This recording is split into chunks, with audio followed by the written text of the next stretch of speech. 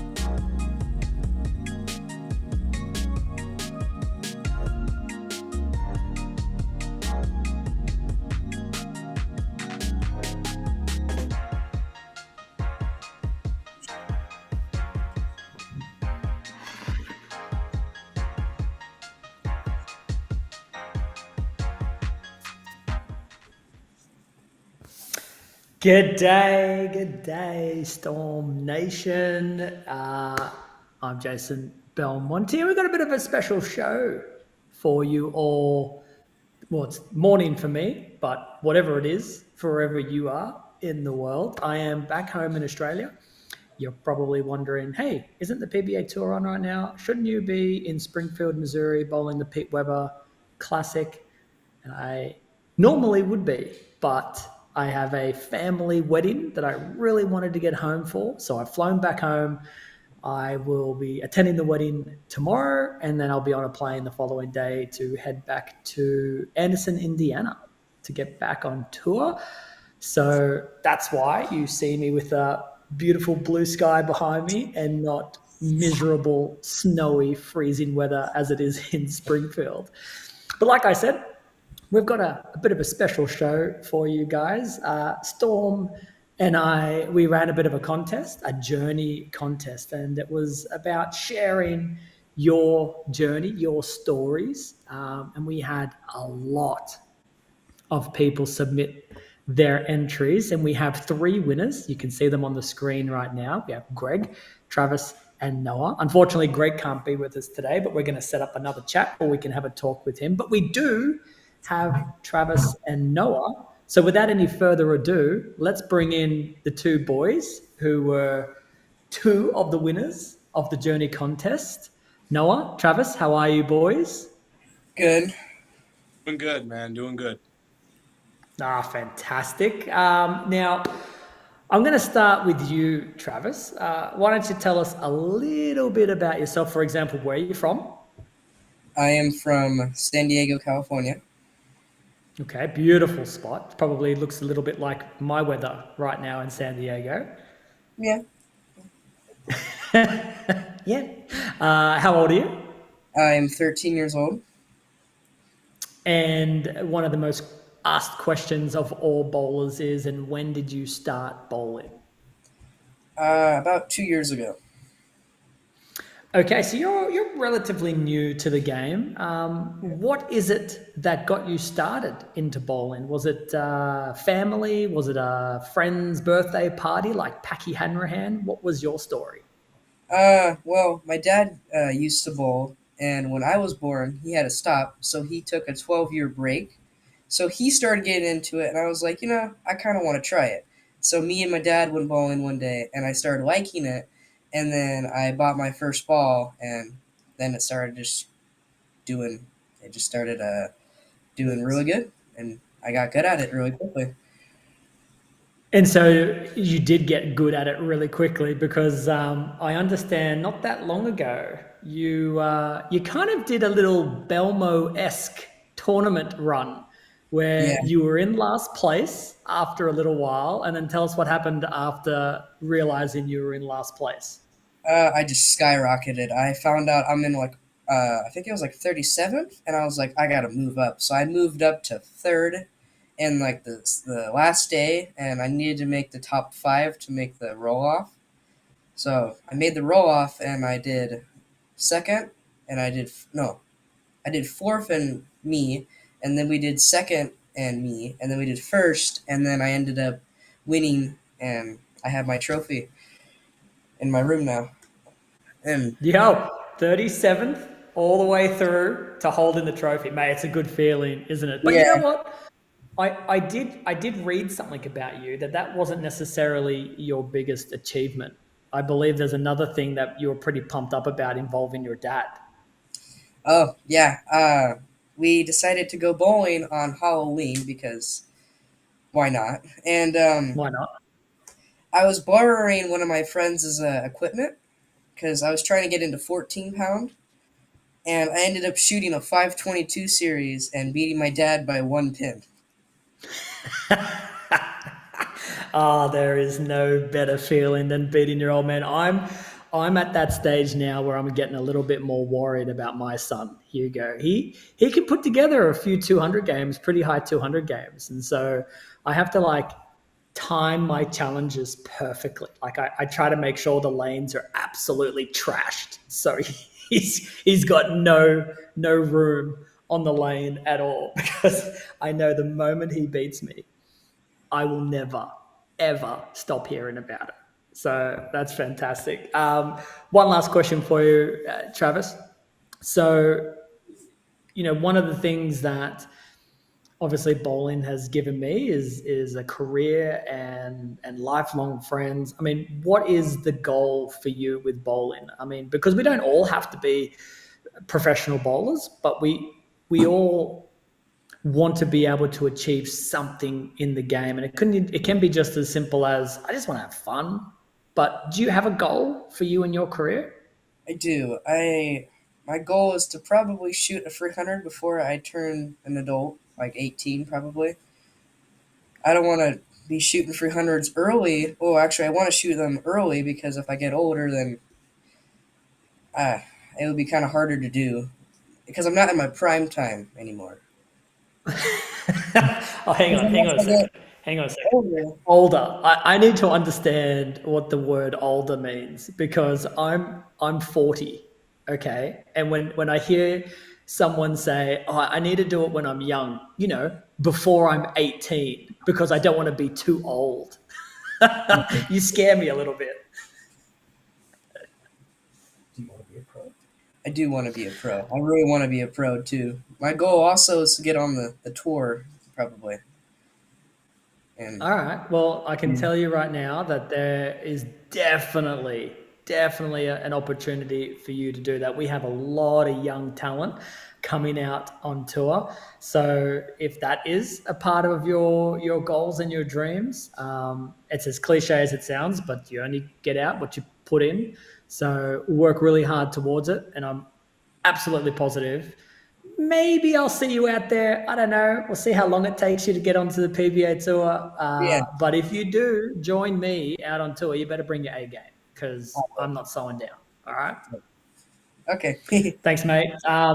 Noah, we've got you sitting there patiently, mate. Appreciate you submitting your entry into the Journey contest. Let's tell everybody a little bit about you. Where are you from? I'm from Duluth, Minnesota.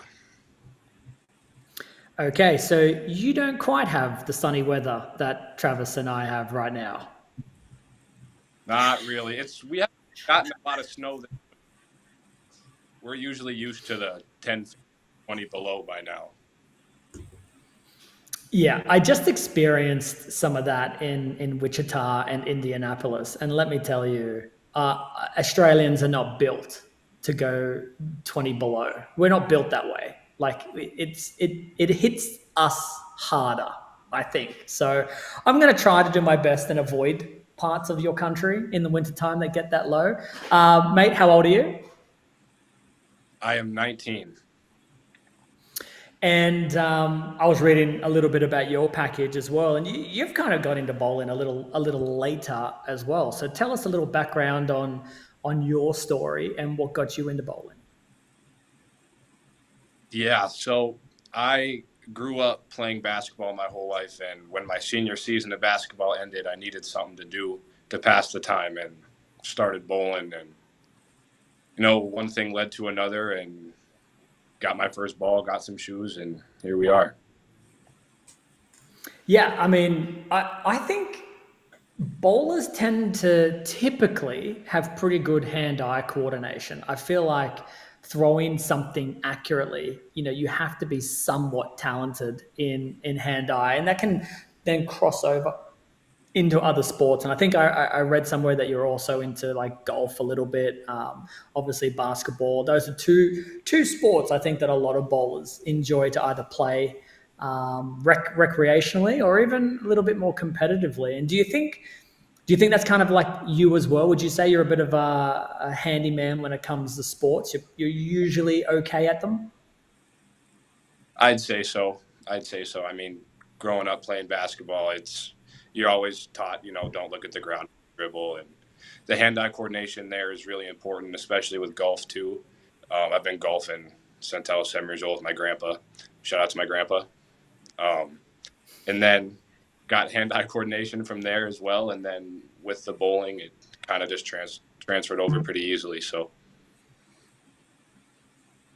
Yeah, I actually play a little basketball myself with a team of my mates here back in town. Look, I'm 178 centimeters tall, so I think what's that in feet? Like 5'10", maybe.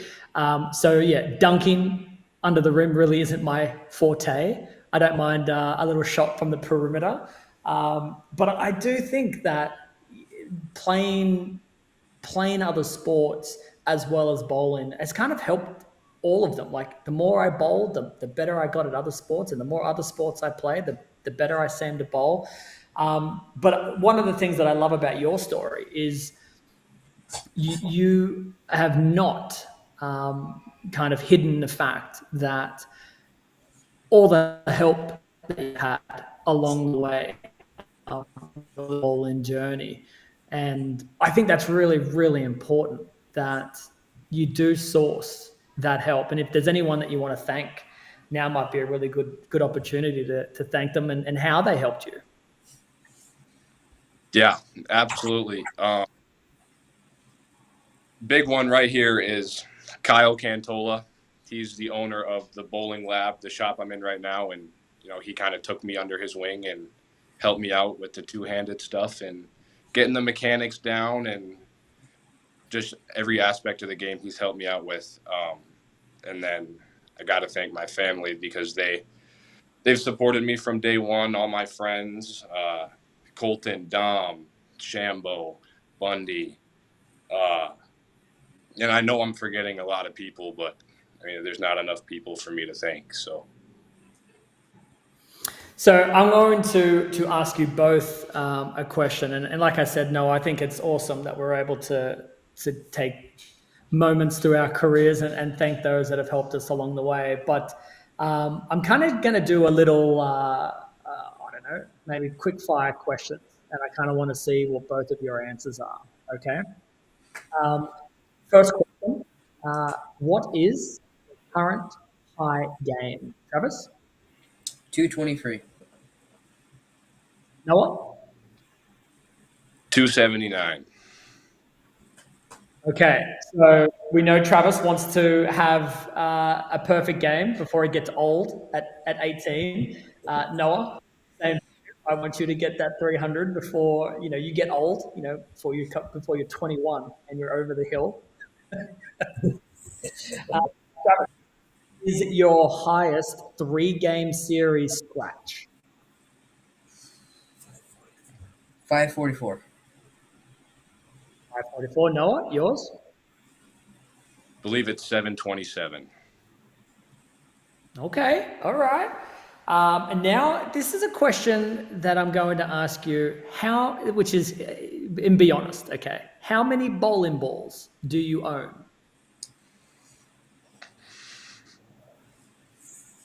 Like you bowl with or you own? You If go I first, Travis. like, is it like how many I own or like bowl with? Like, No, how many you own? How many you have under your bed, in the back seat of the car, at the bowling center? I have like 22, I think.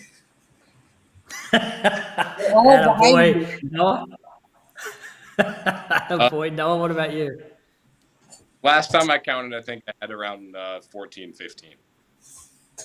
Okay. All right. So Travis has got you there. Now, what was the last ball you purchased? The journey. That was the last one. That a boy, Travis. That a boy. What about you, Noah? Mine was the original TNT. The original TNC, I actually didn't mind that ball. It didn't get a whole lot of play on tour, but when it was good, man, it was really, really good.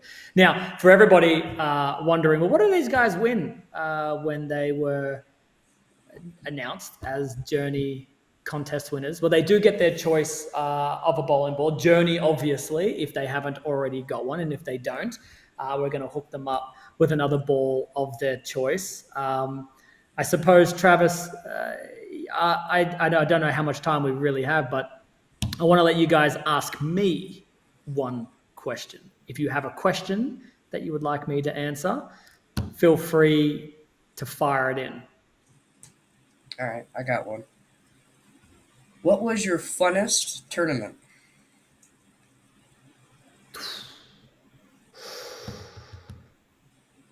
Okay, so there's one in particular that I really, really enjoyed, and it's for sentimental reasons as well as performance. So in 2000 and oh gosh, 13, I think 2013 or 11. I can't remember the year. I'm not very good with years, but I flew to Johannesburg in South Africa to represent Australia at the Cubica AMF World Cup. It wasn't my first World Cup, but what made this one super special was that my dad, who never, ever travels to come and see me because he's so busy with work. And this is, for a really long time in my career, he decided to take a couple of weeks off work and he would caddy for me at the World Cup. And so every game, every pair change, my dad was there watching me, carrying my stuff to the next pair. And then I was able to bowl against Tommy Jones for the World Cup for the title. And I needed a double in the 10th and I got it. And there's a video recording that we watched after the event, and the very loudest cry. My dad has a very clear and distinct voice. Like for me, I can hear it, and so when I won, I could hear my dad just going, "Yeah, let's go!" And it was the most fun I'd had all week. We talked, about ball changes and strategies. Meanwhile, my dad doesn't know anything about bowling like that. Like he really doesn't know bowling, but it was just fun to go back and tell him that this pair's hooking a little more and I might need a ball change. And then, when I miss a spare, he'd just shake his head at me like all dads do when their kids miss spares. Yeah. So that was probably the most fun that I'd had bowling. No, do you have a question for me? I have two actually. First one is, what is your favorite or your go-to 2LS layout? Yeah, this is a good question, mate, because the hard thing to explain to players like yourself, for me, is on tour, every week is a different condition. Every week is a different oil type. Sometimes it's even a different machine laying the oil, different house, different format, different everything, pretty much. And so when we bowl week to week, you can find some layouts that might kind of cross over into other patterns, but for the most part, one of the questions the tour reps and I will have to decide and talk about is what is going to work this week. And we will drill plenty of bowling balls throughout the season, trying to find the right ball for that day, for that pattern, for that building. And so when someone says like, "What's your go-to? What's your favorite?" It's so hard because it's not a blanket. Oh, I'm just going to go with a 4x4x3.5 or whatever, because it may not be conducive to what I'm looking at. Sometimes I can go super weak. Sometimes I can go super strong, and it's the nuts. But the week after, it's trash. And so I think when I try to explain it, I say whether it's week to week like me, or if you bowl in a house regularly, if you can find that right matchup that you feel like is a real benchmark, where it's kind of in that middle layout. Usually, most benchmark layouts are kind of in the middle a little bit. Then you can start to build your arsenal, stronger and weaker on either side of it, and that includes drill-ins, cover stocks, weight blocks.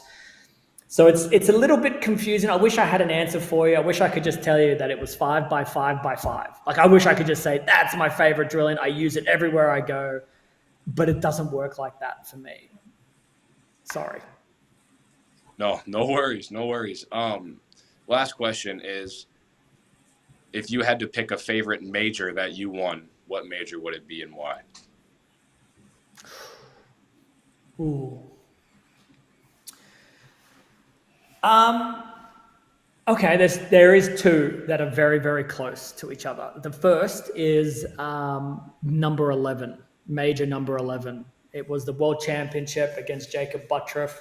The 11th one was when I broke the record, Earl Anthony and Pete Weber's record of 10 majors, and needing what I needed in the 10th, which was to strike on the first shot and then to field a spare at least in the 11th to win. Anything less, I could potentially lose. So that was probably one of the most nerve-wracking shots of my career, but it was also one of the best shots. Like, it split the 8-9 both times, and to be able to turn around and realize that I just broken the PBA record held by two of the greatest players to ever roll a ball down the lane is pretty wild to me. The second was the World Championship in Las Vegas, which was right when COVID hit. And I had traveled to the United States with my wife and 3 kids at the time. We've had a 4th since then, but they were in Vegas with me. And then COVID hit. And so we were the last sporting event to run in the United States. And no fans were allowed. And so usually when I play, the other competitors that I have, they bring in their family and their friends, and they might live relatively close to the city that we're playing in. And so the fans, they have a lot more vested interest in that particular player. And so for the very first time, because of the COVID restrictions, you were only allowed immediate family. That was it. And because I had a wife and 3 kids, I had 4 people. Just so happened to be the most that anyone brought in. So for the first time in my career, I had the most fans watching that were cheering specifically for me while bowling a major championship, and then to win the World Championship in front of them, which again, they don't travel very often with me at all. So to win, it was a fun night in Vegas together. We celebrated, although everything was closing down. COVID had started to fly in, and we're like, maybe this COVID thing is like legit. Everything's closing down. What is going on? So, but that was a cool major. But those are 2 majors I would say. Boys, I very much appreciate your time with me. I appreciate your stories. I love how the game is just, it's such a beautiful game. It really is, for lots of reasons. You can do it professionally. You can do it recreationally. You can you can look to become professional, and you can also just want to hang out with your mates and roll a few high games. I love your stories. Thank you so much for entering. Travis, thank you very much for having Journey. We'll make sure we hook you up with another ball that you want. And Noah, if you want a Journey, I'm sure we can hook you up with one of those as well, or any other ball that you would like. And for all those watching, thank you for supporting Storm, supporting me. Hopefully you've enjoyed listening to these two boys and their stories. We'll keep an eye out for you both in the future. And if you'd like to know a little more about Journey, we do have a video right now that was made by our one and only Chad McLean. So Blair, if you don't mind, run that video on Journey.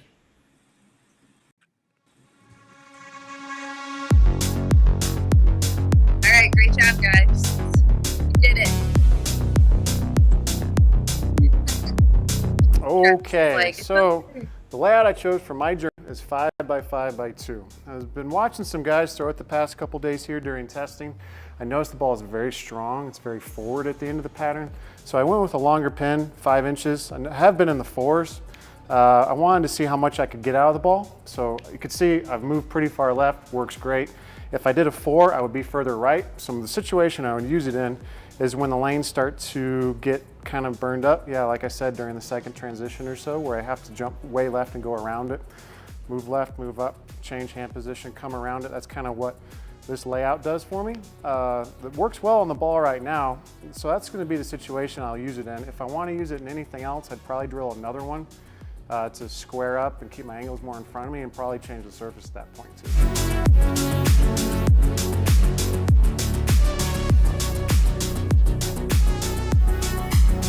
All right, I've been bowling for about an hour with my Journey.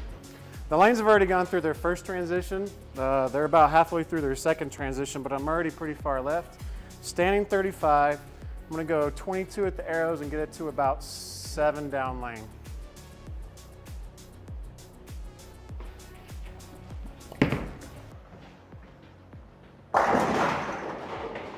It's a little farther right than I wanted to, but I like big back ends and I cannot lie.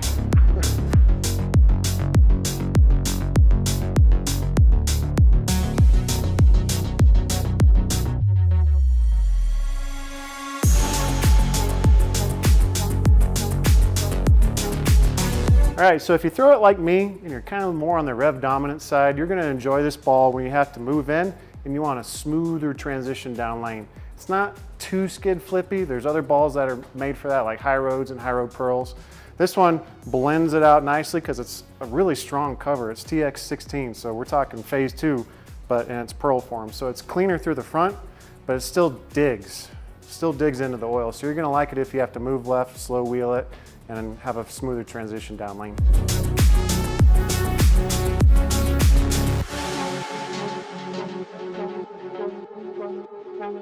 Thanks for coming with me on my journey.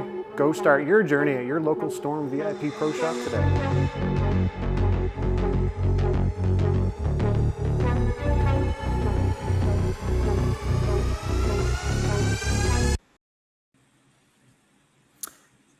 Well, there you go, Chad, with a little bit more information about Journey. And I can hand on heart say that this is the best collaboration that Storm and I have done. And based off all of the response from customers all around the world and pros on tour, I think we have definitely hit this one out of the park. I actually have been using my Journey on tour quite a lot. In fact, just last week, I had a round of 7 match, or a best of 7, I should say, best of 7 match against Tommy Jones. Tommy was up 3-1, and yeah, I shot 279, 278, 279, 258 with my Journey to rally home and get that victory from Tommy. So it is, as Chad describes, it's a ball that allows you to kind of get a little further left, but it has so much control with that TX 16 cover, the phase 2 cover. But because we added that little bit of pearl additive into it, it allows it to just float down the lane so easily. So I've really enjoyed throwing mine. Hopefully you've got a journey of your own, and you can give us some feedback as well. But this show is now coming to an end. And the next time you see me, we will be talking with Greg. And I can tell you that his story, his journey in bowling is truly amazing. And I don't want to give too much away, but Greg is someone who has battled cancer and has fought a lot.